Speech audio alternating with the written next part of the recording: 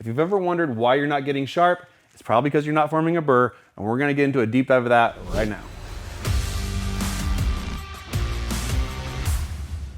What's up, guys, and welcome back to the workshop. Hey, we just got back from a few trade shows talking to people and finding out what they're struggling with when it comes to sharpening. The number one thing we heard is people aren't properly forming a burr. There's a lot of ways to figure out why that burr is not forming, and we're gonna get into all that in this episode. So the first question we gotta define is, what is a burr? A burr is displaced metal. As you start sharpening on one side of the knife, which is all we're gonna be doing in this episode is sharpening one side of the knife, you start removing material. Now, as you start to remove that material, if you actually remove enough of it, you'll get to the apex of the knife, or the point of the knife. And once you get to that point, that material will actually start getting pushed over the edge as you make those passes. That's gonna start to form this little bit of material that's hanging up, but it's gonna make that material come over the edge, and that tells you you've got a burr. You can feel for that burr by running your finger down and away on a knife edge. You're gonna let your finger run over the edge of the knife, and you should feel it catch up on a small wire or burr. That's how you know you've reached the apex. If you don't have that burr, you've got more work to do. You don't get to flip this knife over and start sharpening the other side or doing anything to the other side until you have that burr from heel to tip, all the way along the knife. That's how you know you're getting sharp.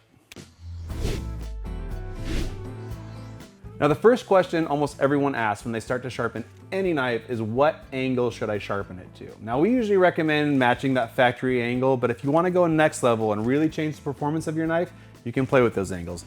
That's another episode. We'll get into that later. Today, we're just forming that burr. So the easiest way to know that you're on the right angle is to use the Sharpie trick. You take the Sharpie and you mark along the bevel of your knife, all the way along, turn it black.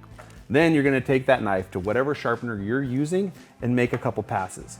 After you make a few passes, you're gonna remove that marker from the bevel.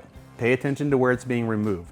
If it's being removed out towards the edge, you need to make an adjustment to your angle. And if it's being removed up towards the shoulder, adjust accordingly, either more acute or more obtuse for the knife that you're sharpening.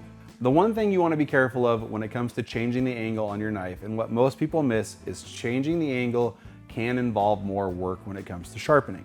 If you go from an angle that's known to a wider or more obtuse angle, then you're gonna be able to get to the edge quicker. It's actually easier to sharpen a knife to a wider angle because you're not having to deal with as much material removal.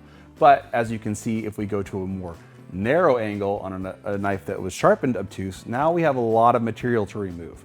We've got to knock those shoulders off before we ever get to the apex of that knife, and that often causes a lot of frustration for people wondering why they're not getting sharp. It's not a failure on your part, it's just geometry.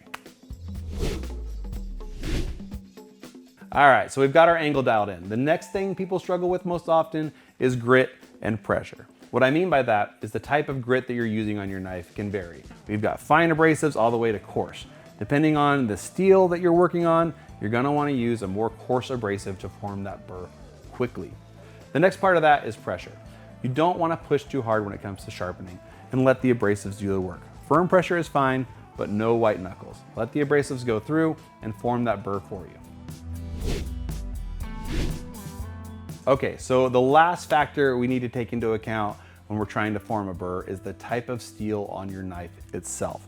There's a lot of different steels out there. Kitchen knives typically tend to use a little bit softer steel so that you can sharpen them quickly. Pocket knives come in crazy amounts of steels these days, from cheap steels to super steels that are really hard to detect as you sharpen on them. Here's what you need to know. As you start sharpening some steels, it'll take 3 or 4 passes and you might detect that burr. That's how quickly it can form. On these super steels that are out there, we're talking like M390, S90V, L-Max. These harder steels can take a long time to remove that material. They're meant to hold their edge longer. That's why they're so hard. So if you're sharpening these steels, just know it's gonna take a lot longer. I'm talking like, instead of 5 passes, it could be 20 to 25 passes.